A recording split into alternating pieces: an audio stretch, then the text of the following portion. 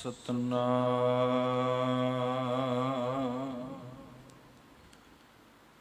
ਸ਼੍ਰੀ ਵਾਹਿਗੁਰੂ ਸਾਹਿਬ ਜੀ। ਕਿਰਪਾ ਕਰੋ ਦੀਨ ਕੇ ਦਾਤੇ,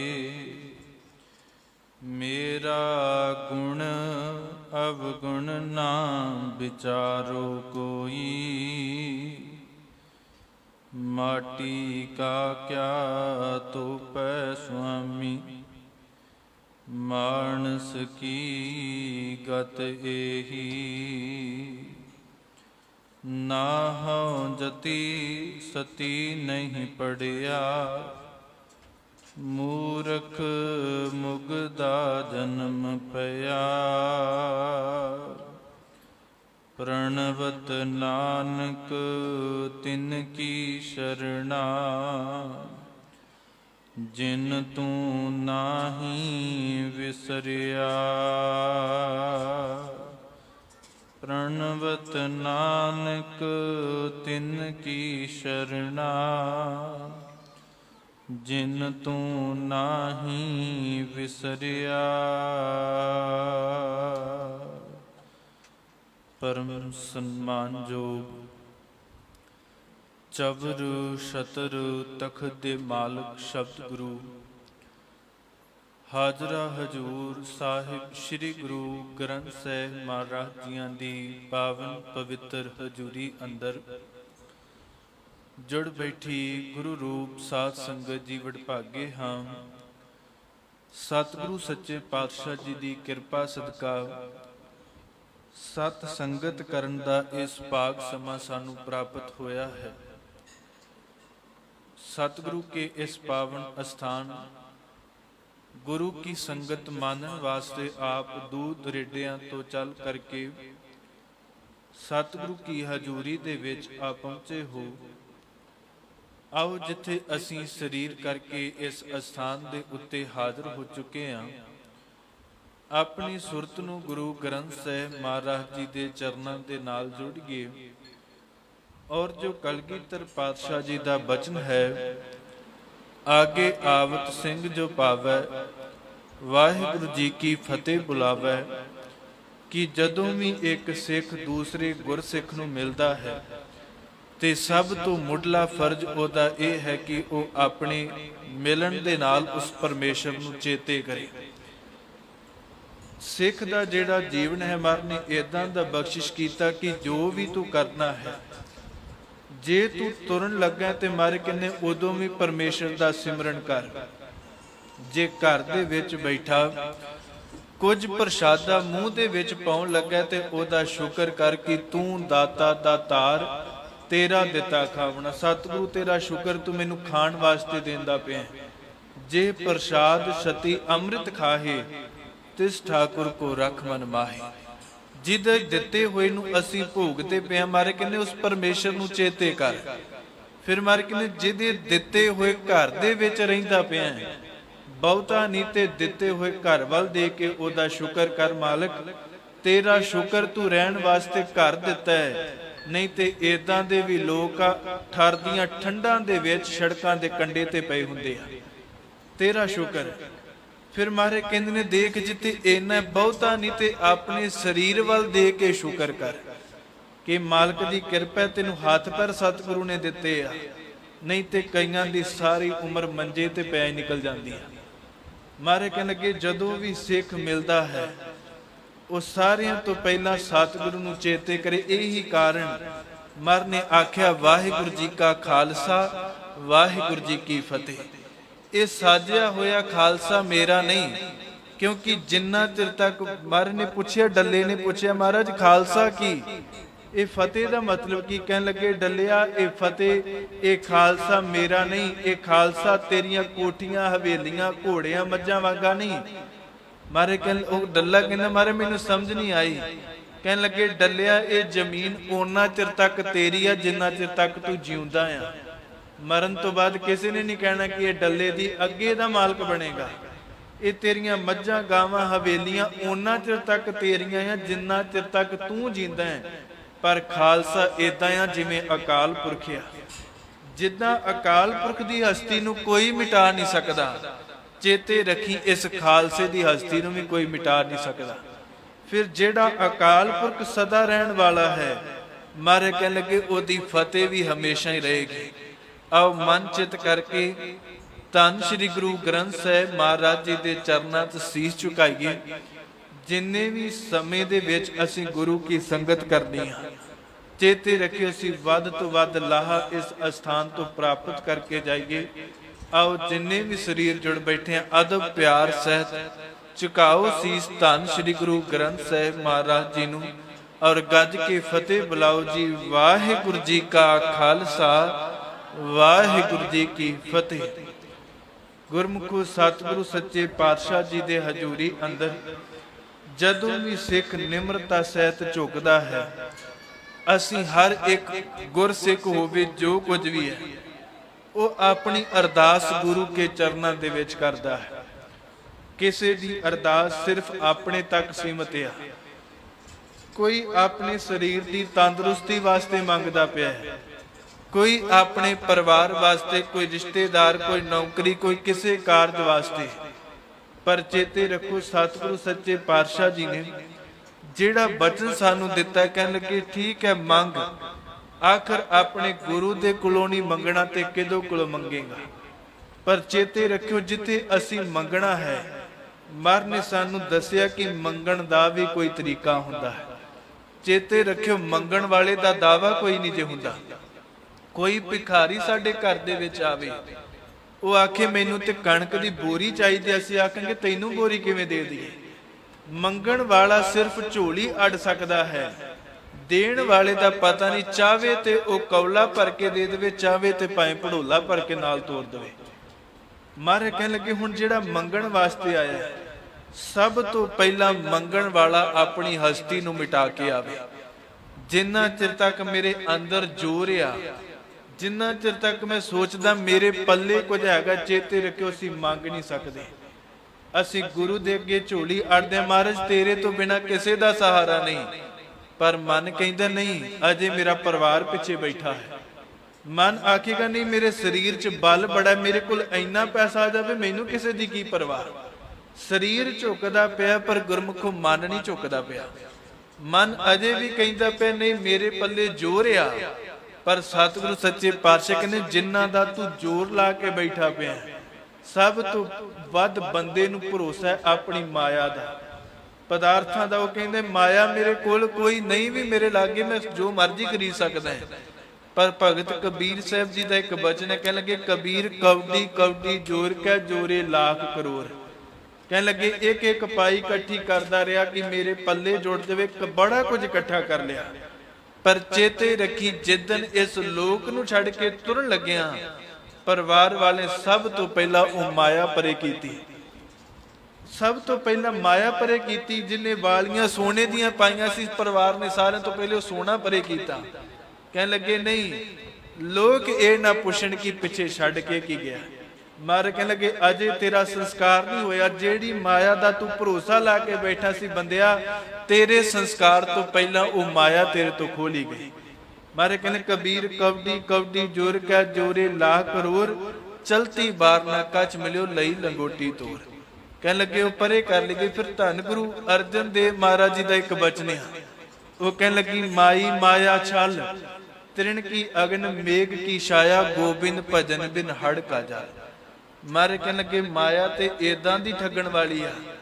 ਤੈਨੂੰ ਉਦਾਹਰਨਾਂ ਦਿੰਦੇ ਆ ਸਤਿਗੁਰ। ਕਹਿਣ ਲੱਗੇ ਮਾਈ ਮਾਇਆ ਛਲ ਤ੍ਰਿਣ ਕੀ ਅਗਨ। ਗੁਰਮੁਖੋ ਪੋ ਮਾਘ ਦੀਆਂ ਰਾਤਾਂ ਹੋਣ ਤੇ ਕੋਈ ਬੰਦਾ ਆਖੇ ਹੁਣ ਰਜਾਈ ਦੀ ਲੋੜ ਕੋਈ ਨਹੀਂ, ਕਿਉਂਕਿ ਮੈਂ ਤੇ ਲਾਗੇ ਕੱਖਾਂ ਦੀ ਅੱਗ ਬਾਲ ਲਈ।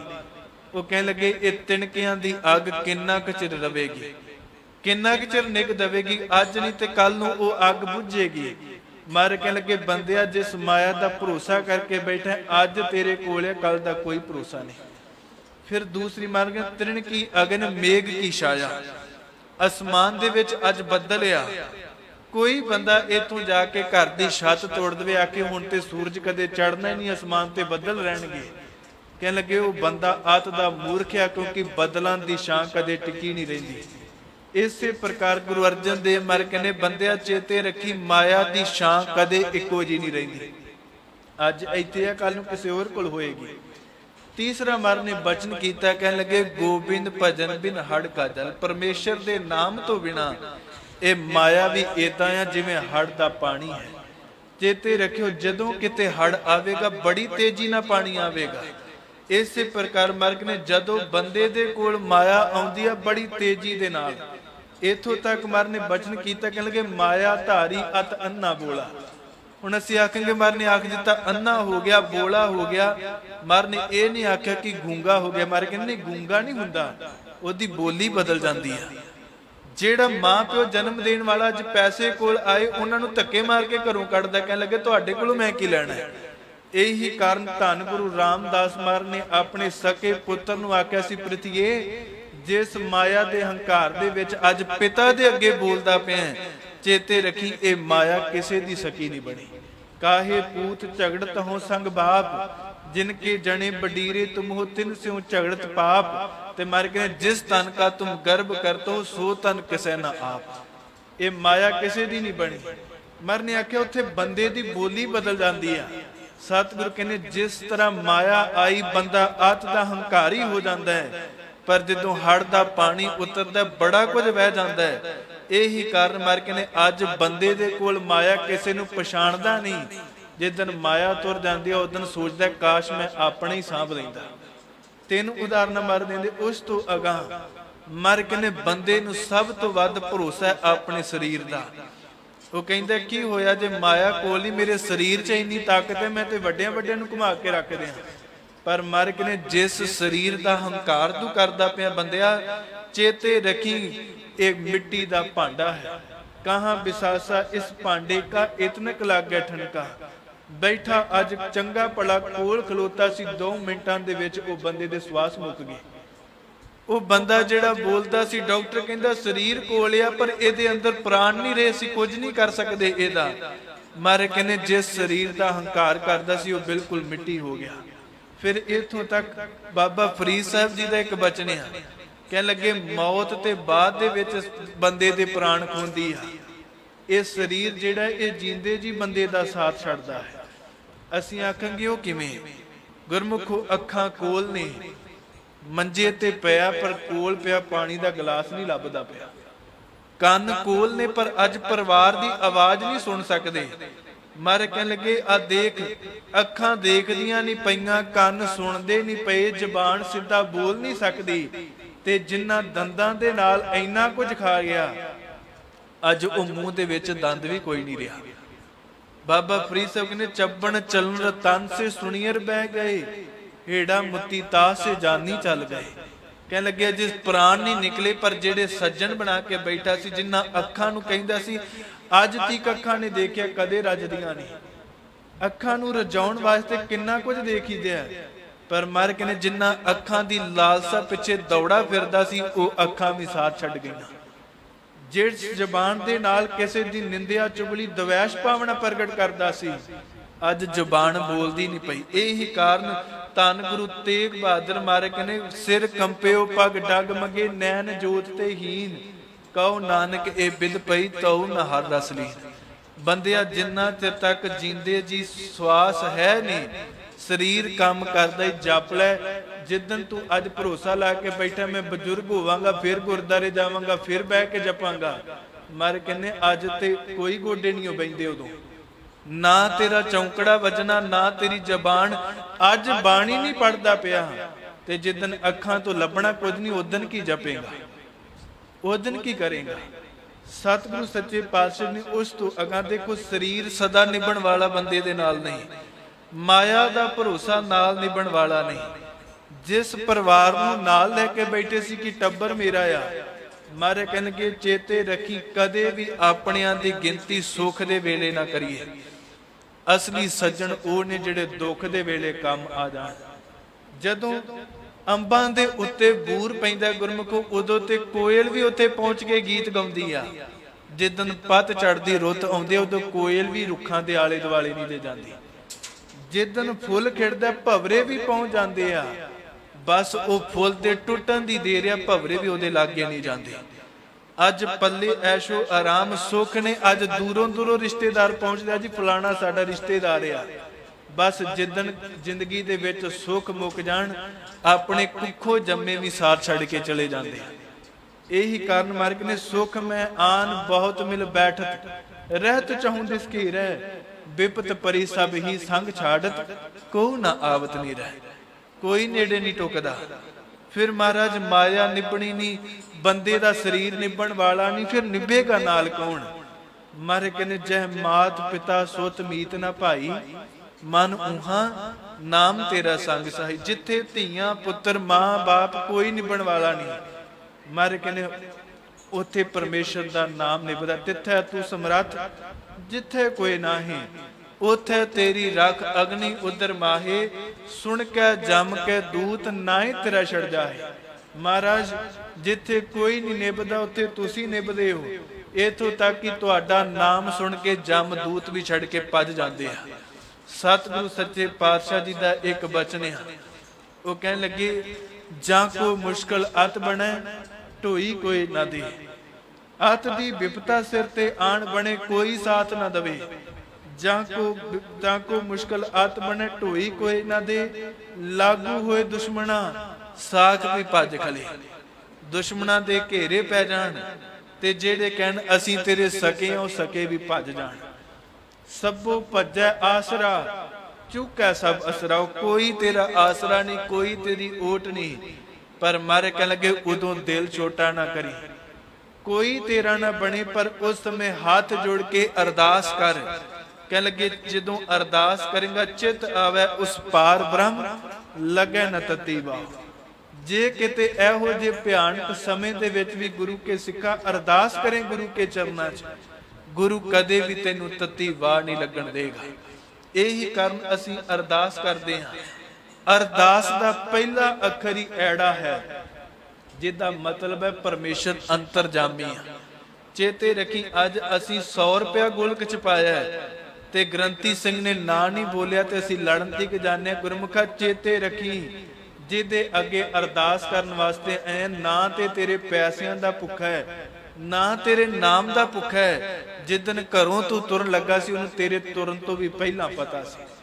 ਜਿਹਨੂੰ ਮਾਰੇ ਕਹਿੰਦੇ ਬਿਨ ਬਕਣੇ ਬਿਨ ਕਹਿਣ ਕਹਾਵਣ, ਉਹ ਅੰਤਰਜਾਮੀ ਜਾਣੈ। ਬਿਨਾ ਤੇਰੇ ਬੋਲਣ ਤੋਂ, ਬਿਨਾ ਤੇਰੇ ਕਹੇ ਤੋਂ ਉਹ ਜਾਣਦਾ ਹੈ। ਜਿਹਨੂੰ ਅਸੀਂ ਪੜ੍ਹਦੇ ਬਿਨ ਬੋਲਿਆ ਸਭ ਕੁਝ ਜਾਣਦਾ, ਕਿਸੇ ਆਗਿਆ ਕੀਤੈ ਅਰਦਾਸ। ਉਹ ਤੇਰੇ ਬੋਲਣ ਤੋਂ ਪਹਿਲਾਂ ਵੀ ਉਹ ਜਾਣਦਾ ਪਿਆ। ਇਹੀ ਕਾਰਨ ਮਾਰੇ ਕਹਿੰਦੇ ਜਦੋਂ ਵੀ ਅਰਦਾਸ, ਹੁਣ ਇੱਕ ਅਸੀਂ ਆ ਜੀ, ਗ੍ਰੰਥੀ ਸਿੰਘ ਅਰਦਾਸ ਕਰੇਗਾ, ਉਹਦੇ ਕੋਲ ਸ਼ਬਦ ਨਹੀਂ, ਉਹ ਸ਼ਬਦਾਂ ਦੇ ਨਾਲ ਅਰਦਾਸ ਕਰਕੇ ਮਾਰੇ ਤੁਸੀਂ ਭਗਤ ਵਸ਼ਲੋ ਰੱਖਿਓ ਕੋ ਦੀਨਾ ਨਾਥੋ। ਪਰ ਸਤਿਗੁਰੂ ਕਹਿੰਦੇ ਇੱਕ ਉਹ ਵੀ ਅਰਦਾਸ ਆ ਜਿੱਥੇ ਸ਼ਬਦ ਹੀ ਮੁੱਕ ਜਾਂਦੇ ਆ, ਜਿੱਥੇ ਬੋਲਿਆ ਨਹੀਂ ਜਾਂਦਾ। ਮਾਰੇ ਕਹਿਣ ਲੱਗੇ ਉੱਥੇ ਬਿਨਾ ਬੋਲਣ ਤੋਂ ਵੀ ਉਹ ਜਾਣਦਾ ਹੈ। ਤੇ ਚੇਤੇ ਰੱਖੀ, ਕਈ ਵਾਰੀ ਅੱਖਾਂ ਤੋਂ ਡਿੱਗਿਆ ਹੋਇਆ ਇੱਕ ਹੰਝੂ ਵੀ ਗੁਰੂ ਅੱਗੇ ਬਹੁਤ ਕੁਝ ਕਹਿ ਜਾਂਦਾ ਹੈ। ਸ਼ਬਦ ਮੁੱਕ ਜਾਂਦੇ ਆ ਉੱਥੇ। ਇਹੀ ਕਾਰਨ ਸਤਿਗੁਰੂ ਗੁਰੂ ਕਲਗੀਧਰ ਪਾਤਸ਼ਾਹ ਜੀ ਦੇ ਸਮੇਂ ਚੇਤੇ ਰੱਖਿਓ, ਅਸੀਂ ਗੁਰੂ ਦੇ ਕੋਲ ਅਰਦਾਸ ਕਰਨ ਵਾਸਤੇ ਆਏ।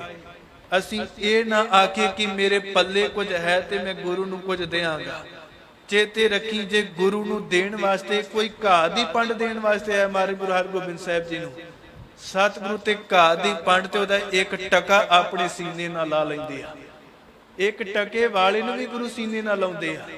ਕਲਗੀਧਰ ਪਾਤਸ਼ਾਹ ਆਨੰਦਪੁਰ ਸਾਹਿਬ ਦੀ ਧਰਤੀ ਤੇ ਨੇ। ਅੱਜ ਸੰਗਤ ਨੂੰ ਇੱਕ ਮਲਾਹ ਜਿਹੜਾ ਉਹ ਪਾਰ ਕਰਾਉਂਦਾ ਜੀ। ਜਦੋਂ ਉਸ ਮਲਾਹ ਨੂੰ ਪਤਾ ਲੱਗਾ ਕਿ ਸਤਿਗੁਰੂ ਉਹ ਮਹਾਰਾਜ ਕੀਰਤਨ ਕਰਦੇ ਆ ਜੀ, ਜਿਹੜਾ ਉਹਨਾਂ ਦੇ ਕੋਲ ਆਉਂਦਾ ਬੇਨਤੀ ਕਰਦਾ, ਸਤਿਗੁਰੂ ਦੀ ਅਰਦਾਸ ਨੂੰ ਸੁਣਦੇ ਆ। ਉਸ ਭਾਵਨਾ ਵਾਲੇ ਨੇ ਵੀ ਗੁਰੂ ਦੇ ਚਰਨਾਂ ਦੇ ਵਿੱਚ ਅਰਦਾਸ ਕੀਤੀ। ਜਦੋਂ ਸੰਗਤ ਨੂੰ ਪਾਰ ਕਰਦੇ ਸੀ, ਉਹ ਪੁੱਛਦਾ ਕਿਹਦਾ ਕੀਰਤਨ ਕਰਦੇ ਹੋ? ਉਹ ਕਹਿਣ ਲੱਗੇ ਸੀ ਗੁਰੂ ਨਾਨਕ ਦੇਵ ਮਹਾਰਾਜ ਦੀ ਬਾਣੀ ਪੜ੍ਹਦੇ ਆ। ਉਸ ਜੋਤ ਦੇ 10ਵੇਂ ਮਾਲਕ ਧੰਨ ਗੁਰੂ ਗੋਬਿੰਦ ਸਿੰਘ ਮਹਾਰਾਜ ਆਨੰਦਪੁਰ ਸਾਹਿਬ ਦੀ ਧਰਤੀ ਤੇ ਬੈਠੇ ਆ। ਉਹਨੇ ਆਖਿਆ ਮੈਨੂੰ ਦਰਸ਼ਨ ਕਿਵੇਂ ਹੋਣਗੇ? ਕਹਿਣ ਲੱਗਾ ਜੇ ਦਰਸ਼ਨ ਕਰਨਾ ਚਾਹੁੰਦੇ ਤੇ ਗੁਰੂ ਕੇ ਚਰਨਾਂ 'ਚ ਅਰਦਾਸ ਕਰ। ਜਦੋਂ ਜੁੜ ਕੇ ਗੁਰੂ ਕੇ ਚਰਨਾਂ 'ਚ ਅਰਦਾਸ ਕਰਾਂਗਾ, ਸਤਿਗੁਰੂ ਆਪੇ ਦਰਸ਼ਨ ਦੇਣਗੇ। ਉਹਨੇ ਜੀ ਬਾਣੀ ਪੜਿਆ ਕਰਨੀ। ਤੇ ਚੇਤੇ ਰੱਖਿਓ ਸਿੱਖੋ, ਆਪਣੇ ਘਰਾਂ ਦੇ ਵਿੱਚੋਂ ਗੁਰੂ ਕੀ ਬਾਣੀ ਕਦੇ ਨਾ ਵਿਸਾਰੋ। ਅੱਜ ਹਾਲਾਤ ਸਾਡੇ ਇਹ ਆ, ਸਾਡੇ ਘਰਾਂ ਦੇ ਵਿੱਚੋਂ ਕੂੜਾ ਵੀ ਮੁੱਕਿਆ ਤੇ ਸਾਡੇ ਘਰਾਂ 'ਚੋਂ ਜੂੜਾ ਵੀ ਮੁੱਕਿਆ। ਚੇਤੇ ਰੱਖੋ, ਇਹ ਦੋ ਚੀਜ਼ਾਂ ਗੁਰੂ ਕੇ ਸਿੱਖਾਂ ਵਾਸਤੇ ਅਤ ਦੀਆਂ ਜ਼ਰੂਰੀ ਨੇ। ਆ ਇੱਕ ਸਾਉਣ ਨੂੰ, ਆ ਜਿਹੜਾ ਸਾਉਣ ਦਾ ਮਹੀਨਾ ਚੱਲਦਾ ਪਿਆ, ਇਸੇ ਸਾਉਣ ਦੇ ਮਹੀਨੇ ਦੇ ਵਿੱਚ ਭਾਈ ਤਾਰੂ ਸਿੰਘ ਦੀ ਸ਼ਹੀਦੀ ਹੁੰਦੀ ਆ। ਤੇ ਸਾਨੂੰ ਪਤਾ ਹੋਵੇ ਭਾਈ ਤਾਰੂ ਸਿੰਘ 22 ਦਿਨ ਬਿਨਾਂ ਖੋਪੜ ਤੋਂ ਜਿਉਂਦੇ ਰਹੇ। ਜ਼ਕਰੀਆ ਖਾਂ ਕਹਿੰਦਾ ਇਸਲਾਮ ਨੂੰ ਕਬੂਲ ਕਰ। ਭਾਈ ਤਾਰੂ ਸਿੰਘ ਦੀ ਉਮਰ 25 ਸਾਲ ਦੀ ਸੀ, ਜਵਾਨੀ ਪਰ ਜਵਾਨੀ। ਅਸੀਂ ਤੇ ਅੱਜ ਜਵਾਨੀ 'ਚ ਨਾ ਦਸਤਾਰ ਬੰਨਣ ਵਾਸਤੇ ਤਿਆਰ ਹਾਂ, ਨਾ ਦਾੜਾ ਰੱਖਣ ਵਾਸਤੇ। ਕੇਸਾਂ ਦੀ ਤੇ ਗੱਲ ਹੀ ਛੱਡ ਦਿਓ, ਕਹਿੰਦੇ ਸਾਡੇ ਲਾਗੇ ਤੇ ਗੱਲ ਹੀ ਨਾ ਹੀ ਕਰੋ। ਇਹ ਹਾਲਾਤ ਨੇ ਸਾਡੇ। ਭਾਈ ਤਾਰੂ ਸਿੰਘ ਦੀ ਮਾਂ ਨੇ ਜਦੋਂ ਤੁਰਨ ਲੱਗੇ ਫੜ ਕੇ ਉਹਨਾਂ ਨੂੰ, ਕਹਿਣ ਲੱਗੀ ਪੁੱਤਰ ਚੇਤੇ ਰੱਖੀ, ਮੈਨੂੰ ਇਹ ਖਬਰ ਮਿਲ ਜਾਵੇ ਕਿ ਤਾਰੂ ਸਿੰਘ ਸ਼ਹੀਦ ਹੋ ਗਿਆ, ਮੈਂ ਹੱਸਾਂਗੀ। ਪਰ ਜਿੱਦਣ ਇਹ ਪਤਾ ਲੱਗ ਗਿਆ ਕਿ ਤਾਰੂ ਸਿੰਘ ਆਪਣੇ ਗੁਰੂ ਤੋਂ ਬੇਈਮਾਨ ਹੋ ਗਿਆ, ਮੈਂ ਜਿੰਦੇ ਜੀ ਮਰ ਜਾਵਾਂਗੀ। ਮੇਰੇ ਕੰਨਾਂ 'ਚ ਇਹ ਖਬਰ ਪਵੇ ਕਿ ਤਾਰੂ ਸਿੰਘ ਆਪਣੀ ਸਿੱਖੀ ਕੇਸਾਂ ਸੁਆਸਾਂ ਨਾਲ ਨਿਭਾ ਕੇ ਗਿਆ। ਇਹੀ ਕਾਰਨ ਜ਼ਕਰੀਆ ਕਹਿੰਦਾ ਆਪਣੀ ਸਿੱਖੀ ਛੱਡ। ਉਹ ਕਹਿਣ ਲੱਗੇ ਮਰਨਾ ਤੇ ਕਬੂਲ ਆ, ਪਰ ਆਹ ਕੰਮ ਤੇਰਾ ਨਹੀਂ, ਮੈਂ ਸਿੱਖੀ ਨਹੀਂ ਤਿਆਗਾ। ਕਹਿਣ ਲੱਗਾ ਜਿਸ ਸਿੱਖੀ ਦੀ ਤੂੰ ਗੱਲ ਕਰਦਾ, ਜੁੱਤੀਆਂ ਮਾਰ ਕੇ ਤੇਰੀ ਸਿੱਖੀ ਡਾ ਦਿਆਂਗਾ। ਇਹ ਜ਼ਕਰੀਆ ਖਾਨ ਦੇ ਬੋਲ ਸਨ। ਭਾਈ ਤਾਰੂ ਸਿੰਘ ਗੁਰੂ ਕੇ ਬਚਨਾਂ, ਗੁਰੂ ਕੇ ਸਿੱਖ ਦੇ ਬਚਨਾਂ 'ਚ ਤਾਕਤ ਦੇਖੋ। ਕਹਿਣ ਲੱਗੇ ਜ਼ਕਰੀਆ ਜਿਸ ਆਪਣੇ ਹੰਕਾਰ 'ਚ ਭਰੇ ਬੋਲਾਂ 'ਚ ਕਹਿੰਦਾ ਸਿੱਖੀ ਉਡਾ ਦਿਆਂਗਾ, ਮੈਂ ਗੁਰੂ ਤੇ ਭਰੋਸਾ ਰੱਖ ਕੇ ਕਹਿੰਦਾ ਆਪਣੀ ਜੁੱਤੀ ਦੇ ਅੱਗੇ ਲਾ ਕੇ ਤੈਨੂੰ ਲੈ ਕੇ ਜਾਵਾਂਗਾ। ਤੂੰ ਮੈਨੂੰ ਕੀ ਮਾਰਨਾ, ਮੈਂ ਜੁੱਤੀ ਦੇ ਅੱਗੇ ਲਾ ਕੇ ਤੈਨੂੰ ਲੈ ਕੇ ਜਾਵਾਂਗਾ। ਭਾਈ ਤਾਰੂ ਸਿੰਘ ਦਾ ਖੋਪੜ ਉਤਾਰਿਆ ਗਿਆ। ਇਧਰ ਭਾਈ ਤਾਰੂ ਸਿੰਘ ਦਾ ਖੋਪੜ ਲੈਂਦਾ, ਦੂਜੇ ਪਾਸੇ ਜ਼ਕਰੀਆ ਖਾਨ ਨੂੰ ਬੰਨ ਪੈ ਗਿਆ। ਕੋਈ ਪਿਸ਼ਾਬ ਨਹੀਂ ਉਹਨੂੰ ਆਉਂਦਾ। ਉਹਨੇ ਕਈ ਹਕੀਮਾਂ ਦੇ ਕੋਲ ਗਿਆ। ਉਹਦੀ ਘਰ ਵਾਲੀ ਕਹਿੰਦੀ ਏਦਾਂ ਲੱਗਦਾ ਕੋਈ ਖੁਦਾ ਦੀ ਕਰੋਪੀ ਤੇਰੇ ਤੇ। ਕਹਿਣ ਲੱਗਾ ਹਾਂ, ਮੈਂ ਇੱਕ ਗੁਰਸਿੱਖ ਦੀ ਬਦਦੁਆ ਅੱਜ ਲਈ ਆ। ਉਹ ਕਹਿੰਦੇ ਜੇ ਬਚਣਾ ਚਾਹੁੰਦਾ ਤੇ ਸਿੱਖਾਂ ਦੇ ਕੋਲੋਂ ਅਰਦਾਸ ਕਰਾ। ਦੇਖੋ ਅੱਜ ਅਸੀਂ ਕਹਿੰਦੇ ਜੀ ਅਰਦਾਸ ਦੇ ਵਿੱਚ ਕੀ, ਪਰ ਉਹਨੂੰ ਦੇਖੋ ਜਿਹੜਾ ਬਿਲਕੁਲ ਮੁਨਕਰ ਆ। ਉਹਨੇ ਜੀ ਮਾਇਆ ਭੇਜੀ, ਕੜਾ ਪ੍ਰਸ਼ਾਦੀ ਰਸਤ ਭੇਜੀ ਕਿ ਸਿੱਖਾਂ ਨੂੰ ਆਖੋ ਮੇਰੀ ਅਰਦਾਸ ਕਰਨ ਤੰਦਰੁਸਤੀ ਵਾਸਤੇ। ਤੇ ਗੁਰੂ ਕੇ ਸਿੱਖਾਂ ਨੇ ਫਿਰ ਭਾਈ ਤਾਰੂ ਸਿੰਘ ਦੀ ਜੁੱਤੀ ਦਿੱਤੀ। ਕਹਿਣ ਲੱਗੇ ਜਾਓ ਜ਼ਕਰੀਆ ਖਾਨ ਨੂੰ ਕਹਿ ਦਿਓ ਜਿੰਨਾ ਚਿਰ ਤੱਕ ਤੇਰੇ ਸਿਰ 'ਚ ਭਾਈ ਤਾਰੂ ਸਿੰਘ ਦੀਆਂ ਜੁੱਤੀਆਂ ਵੱਜਣਗੀਆਂ ਤੈਨੂੰ ਆਰਾਮ ਮਿਲੇਗਾ। ਜਦੋਂ ਜੁੱਤੀਆਂ ਵੱਜਣੀਆਂ ਬੰਦ ਹੋ ਗਈਆਂ ਫੇਰ ਤਕਲੀਫ ਨਾ ਤੜਫੇਗਾ। 21 ਦਿਨ ਤੱਕ ਭਾਈ ਤਾਰੂ ਸਿੰਘ ਦੀਆਂ ਜੁੱਤੀਆਂ ਜ਼ਕਰੀਆ ਖਾਨ ਦੇ ਸਿਰ 'ਚ ਵੱਜੀਆਂ। 21 ਦਿਨ ਜੁੱਤੀਆਂ ਖਾ ਖਾ ਕੇ ਜ਼ਕਰੀਆ ਖਾਨ ਮੌਤ ਦੇ ਮੂੰਹ 'ਚ ਪੈਂਦਾ ਹੈ। 22ਵੇਂ ਦਿਨ ਅੰਮ੍ਰਿਤ ਵੇਲੇ ਭਾਈ ਤਾਰੂ ਸਿੰਘ ਕਹਿੰਦੇ ਨੇ ਹਰਮੰਦਰ ਸਾਹਿਬ ਤੋਂ ਜਲ ਲੈ ਕੇ ਆਓ, ਅਸੀਂ ਇਸ਼ਨਾਨ ਕਰਨਾ। ਬਿਨਾਂ ਖੋਪੜ ਤੋਂ ਉਹ ਰਹੇ ਜੀ। 22ਵੇਂ ਦਿਨ ਅੰਮ੍ਰਿਤ ਵੇਲੇ ਨਿਤਨੇਮ ਕਰਦੇ ਆ ਤੇ ਗੁਰੂ ਕੇ ਚਰਨਾਂ 'ਚ ਅਰਦਾਸ ਕੀਤੀ, ਸਤਿਗੁਰੂ ਤੇਰੀ ਦਿੱਤੀ ਸੇਵਾ ਮੈਂ ਸੰਪੂਰਨ ਕੀਤੀ, ਮੇਰੀ ਸਿੱਖੀ ਨਿਭ ਗਈ, ਹੁਣ ਕਿਰਪਾ ਕਰਿਓ ਆਪਣੇ ਚਰਨਾਂ 'ਚ ਥਾਂ ਬਖਸ਼ਿਓ। ਉਹ ਜੀ 22ਵੇਂ ਦਿਨ ਭਾਈ ਤਾਰੂ ਸਿੰਘ ਆਪਣੀ ਸ਼ਹੀਦੀ ਦਾ ਜਾਮ ਪੀਂਦੇ ਆ। ਦੂਸਰੇ ਪਾਸੇ ਜਿਹੜੀ ਮੈਂ ਬੇਨਤੀ ਕਰਨ ਲੱਗਾ ਗੁਰਮੁਖੋ, ਊੜਾ ਤੇ ਜੂੜਾ ਜੇ ਸਾਡੇ ਘਰ ਦੇ ਵਿੱਚ ਊੜਾ ਹੋਵੇਗਾ ਸਾਡੇ ਬੱਚੇ ਗੁਰੂ ਕੀ ਬਾਣੀ ਪੜਨ ਜੋਗੇ ਹੋ ਜਾਣਗੇ। ਜੇ ਸਾਡੇ ਘਰ 'ਚ ਜੂੜਾ ਰਹੇਗਾ ਤੇ ਅਸੀਂ ਗੁਰੂ ਕੀ ਸਿੱਖੀ ਕਮਾਉਣ ਜੋਗੇ ਹੋ ਜਾਵਾਂਗੇ। ਉਹ ਭਾਈ ਸੈਦਾ ਮਲਾਹ ਗੁਰਮੁਖੋ ਉਹਨੇ ਅਰਦਾਸ ਕਰਨੀ, ਕਲਗੀਆਂ ਵਾਲੇ ਪਾਤਸ਼ਾਹ ਕਿਤੇ ਦਰਸ਼ਨ ਦਿਓ। ਕਲਗੀਧਰ ਪਾਤਸ਼ਾਹ ਨੇ ਅੱਜ ਸਿੱਖਾਂ ਨੂੰ ਬਚਨ ਕੀਤਾ। ਕਹਿਣ ਲੱਗੇ ਚਲੋ ਅਸੀਂ ਸਿੱਖ ਦੇ ਆਪਣੇ ਕੋਲ ਜਾਣਾ ਹੈ। ਦੂਜੇ ਪਾਸੇ ਜਦੋਂ ਖਬਰ ਮਿਲੀ ਨਾ ਕਿ ਭਾਈ ਗੁਰੂ ਕਲਗੀਧਰ ਪਾਤਸ਼ਾਹ ਆਉਣ ਵਾਲੇ ਆ ਤੇ ਉਹ ਸਤਲੁਜ ਦੇ ਕੰਢੇ ਦੇ ਉੱਤੇ ਜਿਨ੍ਹਾਂ ਦੀਆਂ ਦੂਸਰੀਆਂ ਦੀਆਂ ਬੇੜੀਆਂ ਸਨ ਉਹਨਾਂ ਰੱਜ ਕੇ ਆਪਣੀਆਂ ਬੇੜੀਆਂ ਸ਼ਿੰਗਾਰੀਆਂ ਕਿ ਮਰਨੇ ਸਤਲੁਜ ਪਾਰ ਕਰਕੇ ਕਿਤੇ ਜਾਣਾ, ਸਾਡੀ ਬੇੜੀ 'ਚ ਬਹਿਣਗੇ। ਜਦੋਂ ਸੈਦੇ ਦੀ ਟੁੱਟੀ ਜੀ ਬੇੜੀ, ਅਤ ਦਾ ਗਰੀਬ ਸੀ ਗੁਰੂ ਕਾ ਸਿੱਖ, ਉਹਨੂੰ ਫਿਰ ਟੀਚਰਾਂ ਕੀਤੀਆਂ ਗਈਆਂ ਕਿ ਤੂੰ ਗਰੀਬ, ਟੁੱਟੀ ਜੀ ਤੇਰੀ ਆ ਬੇੜੀ ਆ, ਤੇਰੇ ਵੱਲ ਮਰਨੇ ਕੀ ਲੈਣ ਵਾਸਤੇ ਆਉਣਾ ਹੈ। ਚੇਤੇ ਰੱਖਿਓ ਸਤਿਗੁਰੂ ਮਾਇਆ ਦੇ ਹੰਕਾਰ ਦੇ ਵਿੱਚ ਨਹੀਂ, ਨਾ ਤੂੰ ਆਵੇਂ ਵਸ ਬਹੁਤਾ ਦਾਨ ਦੀ, ਤੂੰ ਦਾਨ ਦਿੱਤਿਆਂ ਵੀ ਵਸ ਦੇ ਵਿੱਚ ਆਉਣ ਵਾਲਾ ਨਹੀਂ। ਨਾ ਤੂੰ ਕਿਸੇ ਦੀ ਸਿਆਣਪ ਦੇ ਵਰਕੇ ਵਸ ਆਉਣ ਵਾਲਾ ਹੈ। ਤੇ ਮਰ ਤੂੰ ਹੀ ਵਸ ਕਿਤੇ ਆਉਂਦੇ, ਕਹਿਣ ਲੱਗੇ ਤੂੰ ਭਗਤਾਂ ਕਹਿ ਵਸ, ਭਗਤਾ ਤਾਣ ਤੇਰਾ, ਤੁਸੀਂ ਭਗਤਾਂ ਦੇ ਹੱਥ ਦੇ ਵਿੱਚ। ਉਹ ਸੈਦੇ ਦੇ ਜੀ ਅੰਦਰ ਵਾਕੇ ਕੰਬਿਆ ਕਿ ਮਹਾਰਾਜ ਨਾ ਮੇਰੇ ਕੋਲ ਮਾਇਆ, ਨਾ ਮੇਰੇ ਕੋਲ ਚੰਗੀ ਬੇੜੀ, ਤੁਸੀਂ ਮੇਰੇ ਕੋਲ ਕੀ ਲੈਣ ਵਾਸਤੇ ਆਓਗੇ। ਅੱਜ ਜਦੋਂ ਕਲਗੀਧਰ ਪਾਤਸ਼ਾਹ ਜੀ ਆਏ, ਮੇਰੇ ਵਰਗੇ ਅੱਗੇ ਅੱਗੇ ਹੁੰਦੇ ਆ, ਮਹਾਰਾਜ ਸਾਡੀ ਬੇੜੀ 'ਚ ਬੈਠੋ। ਤੇ ਭਾਈ ਸੈਦਾ ਜਿਹੜਾ ਸੀ ਉਹ ਪਿੱਛੇ ਬੈਠਾ, ਅੱਖਾਂ 'ਚ ਨੀਰ ਭਰ ਕੇ ਰੋਂਦਾ ਪਿਆ ਹੈ, ਬੋਲਦਾ ਨਹੀਂ ਪਿਆ। ਜਦੋਂ ਸਤਿਗੁਰੂ ਸੱਚੇ ਪਾਤਸ਼ਾਹ ਜੀ ਆਏ, ਸਿੱਧਾ ਸੈਦੇ ਮਲਾਹ ਦੀ ਬੇੜੀ ਦੇ ਵਿੱਚ ਜਾ ਕੇ ਬੈਠ ਲਿਆ। ਮਹਾਰਾਜ ਜਦੋਂ ਬੈਠੇ ਕਹਿਣ ਲੱਗੇ ਸੈਦਿਆ ਅਸੀਂ ਸਤਲੁਜ ਪਾਰ ਕਰਨਾ, ਸਾਨੂੰ ਪਾਰ ਕਰਾ। ਜਦੋਂ ਜੀ ਉਸ ਬੇੜੀ ਦੇ ਵਿੱਚ ਬੈਠੇ ਆ, ਉਹਦੇ ਅੰਦਰ ਦਾ ਟਿਕਾਣਾ ਕੋਈ ਨਹੀਂ ਕਿ ਮਹਾਰਾਜ ਆਪ ਚੱਲ ਕੇ ਆ ਗਏ। ਅੱਜ ਦੇ ਵਿਚਕਾਰ ਜਾਂਦਾ ਹੈ, ਕਦੇ ਸੱਜੇ ਬੇੜੀ ਮੋੜ ਲੈਂਦਾ, ਕਦੇ ਖੱਬੇ ਨੂੰ ਮੋੜ ਲੈਂਦਾ ਹੈ। ਅਖੀਰ ਸਤਿਗੁਰੂ ਸੱਚੇ ਪਾਤਸ਼ਾਹ ਕਹਿੰਦੇ ਨੇ ਸੈਦਿਆ ਕੀ ਕਰਦਾ, ਕੰਡੇ ਤੇ ਲਾ, ਅਸੀਂ ਛੇਤੀ ਜਾਣਾ ਹੈ। ਕਹਿਣ ਲੱਗਾ ਮਹਾਰਾਜ ਜਦੋਂ ਮੈਂ ਬੇੜੀ ਕੰਡੇ ਤੇ ਲਾਤੀ, ਤੁਸੀਂ ਉਤਰ ਕੇ ਚਲੇ ਜਾਣਾ ਹੈ। ਮੇਰਾ ਦਿਲ ਕਰਦਾ ਮੈਂ ਤੁਹਾਡੇ ਹੋਰ ਦਰਸ਼ਨ ਕਰਾਂ। ਕਹਿੰਦਾ ਕਿ ਨਹੀਂ ਅਸੀਂ ਜਾਣਾ ਹੈ। ਜਦੋਂ ਕੰਡੇ ਤੇ ਬੇੜੀ ਪਹੁੰਚੀ, ਮਾਰ ਕਹਿਣ ਲੱਗੇ ਸੈਦਿਆ ਦੱਸ ਤੇਰੀ ਮਜ਼ਦੂਰੀ ਕੀ ਆ, ਤੂੰ ਸਾਨੂੰ ਪਾਰ ਕਰਾਇਆ, ਦੱਸ ਤੈਨੂੰ ਕੀ ਚਾਹੀਦਾ, ਕੀ ਬਣੀ ਤੇਰੀ ਮਜ਼ਦੂਰੀ, ਅਸੀਂ ਤੈਨੂੰ ਮਾਇਆ ਦਿੰਦੇ ਆ। ਹੱਥ ਜੋੜ ਕੇ ਕਹਿਣ ਲੱਗਾ ਸਤਿਗੁਰੂ ਮੈਂ ਲੈਣਾ ਕੁਝ ਨਹੀਂ। ਕਹਿਣ ਲੱਗਾ ਮਹਾਰਾਜ ਕਹਿੰਦੇ ਨਹੀਂ ਜੋ ਤੇਰਾ ਬਣਦਾ ਸਾਨੂੰ ਦੱਸ। ਉਹ ਕਹਿਣ ਲੱਗਾ ਮਹਾਰਾਜ ਜੇ ਦੇਣ ਹੀ ਵਾਲੇ ਹੋ ਨਾ, ਅੱਜ ਇੱਕ ਸੌਦਾ ਅਸੀਂ ਕਰ ਲੈਂਦੇ ਆ। ਮਹਾਰਾਜ ਕਹਿਣ ਲੱਗੇ ਕਿਹੜਾ ਸੌਦਾ। ਕਹਿਣ ਲੱਗਾ ਸਤਿਗੁਰੂ ਤੁਸੀਂ ਵੀ ਮਲਾਹ ਹੋ ਤੇ ਮੈਂ ਵੀ ਮਲਾਹ ਹਾਂ। ਮੈਂ ਤੇ ਦੁਨੀਆ ਦੇ ਦਰਿਆ ਪਾਰ ਕਰਾਉਣਾ ਹੈ, ਤੁਸੀਂ ਤੇ ਜਨਮ ਮਰਨ ਦੇ ਬੇੜੇ ਕੱਟ ਦਿੰਦੇ ਹੋ। ਜੇ ਅੱਜ ਤਰੁੱਠੇ ਹੋ ਤੇ ਕਿਰਪਾ ਕਰੋ ਜਨਮ ਮਰਨ ਦਾ ਗੇੜਾ ਹੀ ਕੱਟ ਦਿਓ। ਸਤਿਗੁਰੂ ਸੱਚੇ ਪਾਤਸ਼ਾਹ ਨੇ ਆਖਿਆ ਸੈਦਿਆ ਤੂੰ ਸਾਨੂੰ ਸਤਲੁਜ ਪਾਰ ਕਰਾਇਆ ਹੈ, ਤੇਰੀਆਂ ਆਉਣ ਵਾਲੀਆਂ 21 ਕੁਲਾਂ ਅਸੀਂ ਪਾਰ ਕਰਾਵਾਂਗੇ।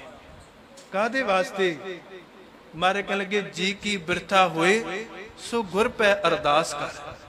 ਜੋ ਤੇਰਾ ਅੰਦਰ ਆ ਗੁਰੂ ਦੇ ਅੱਗੇ ਅਰਦਾਸ ਕਰ। ਤੇ ਜਦੋਂ ਅਸੀਂ ਗੁਰੂ ਕੇ ਚਰਨਾਂ 'ਚ ਅਰਦਾਸ ਕਰਾਂਗੇ, ਗੁਰਮੁਖੋ ਸਾਨੂੰ ਝੁਕਣ ਦੀ ਜਾਚ ਆ ਜੇ ਗੁਰੂ ਕੇ ਚਰਨਾਂ 'ਚ, ਫਿਰ ਸਤਿਗੁਰੂ ਕਿਸੇ ਚੀਜ਼ ਦੀ ਕੋਈ ਕਮੀ ਨਹੀਂ ਰਹਿਣ ਦਿੰਦਾ। ਸਤਿਗੁਰੂ ਸਮਰੱਥ ਨੇ। ਹਜੂਰ ਪਿਤਾ ਸਾਡੇ ਤੇ ਰਹਿਮਤ ਕਰਨ, ਸਾਨੂੰ ਗੁਰੂ ਦੇ ਕੋਲੋਂ ਮੰਗਣ ਦੀ ਜਾਚ ਆ ਜਾਵੇ।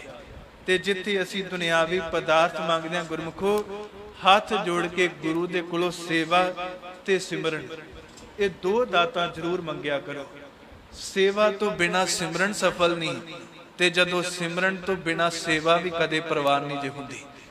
ਇਹ ਦੋ ਚੀਜ਼ਾਂ ਬਿਲਕੁਲ ਨਾਲ ਨਾਲ ਮਰ ਨੇ ਸਾਨੂੰ ਦਿੱਤੀਆਂ। ਜਿੱਥੇ ਅਸੀਂ ਇਸ ਅਸਥਾਨ ਤੇ ਉੱਤੇ ਹਾਜ਼ਰੀਆਂ ਭਰਦੇ ਹਾਂ, ਯਤਨ ਕਰੋ ਜਿੱਥੇ ਦੀਵਾਨ 'ਚ ਬੈਠਦੇ ਹੋ, ਘੱਟੋ ਘੱਟ ਲੰਗਰ ਹਾਲ 'ਚ ਜਾ ਕੇ ਵੀ ਜ਼ਰੂਰ ਸੇਵਾ ਕਰਿਆ ਕਰੋ। ਕੋਈ ਜੋੜਿਆਂ ਦੇ ਵਿੱਚ ਸੇਵਾ ਕਰੋ। ਇਹ ਨਹੀਂ ਕਿ ਮੈਂ ਜੋੜੇ ਸਾਫ਼ ਕਰਦੇ, ਆਖੋ ਮਹਾਰਾਜ ਮਨ ਦੀ ਮੈਲ ਮੈਂ ਉਤਾਰਦਾ ਪਿਆ।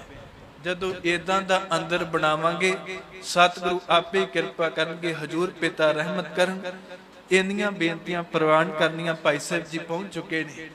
ਉਹਨਾਂ ਨੇ ਆਪ ਸੰਗਤ ਨੂੰ ਗੁਰੂ ਕੀ ਬਾਣੀ, ਗੁਰੂ ਕੀ ਵਿਚਾਰ ਦੇ ਨਾਲ ਜੋੜਨਾ। ਆਓ ਇਕਾਗਰ ਚਿਤ ਹੋ ਕਰਕੇ ਬੈਠੀਏ।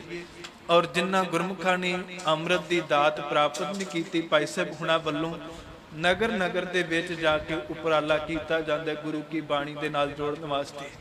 ਆਪ ਸੰਗਤ ਜ਼ਰੂਰ ਵੱਧ ਤੋਂ ਵੱਧ ਸਾਥ ਦਿਓ, ਤਾਂ ਜੋ ਘਰ ਘਰ ਬਾਬਾ ਗਾਵੀਏ, ਵਜਨ ਤਾਲ ਮਿਰਦੰਗ ਰਬਾਬਾ, ਉਸ ਗੁਰੂ ਕੀ ਬਾਣੀ ਦਾ ਘਰ ਘਰ ਚ ਪ੍ਰਚਾਰ ਹੋ ਸਕੇ। ਇੰਨੀਆਂ ਕੁ ਬੇਨਤੀਆਂ ਪ੍ਰਵਾਨ ਕਰਨੀਆਂ। ਸਤਿਗੁਰੂ ਕਿਰਪਾ ਕਰਨ।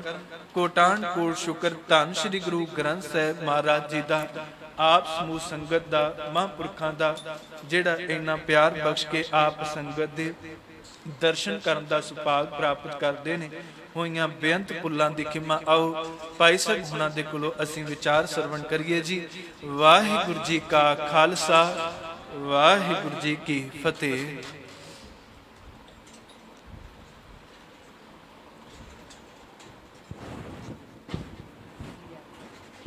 ਬੋਲੇ ਸੋ ਨਿਹਾਲ।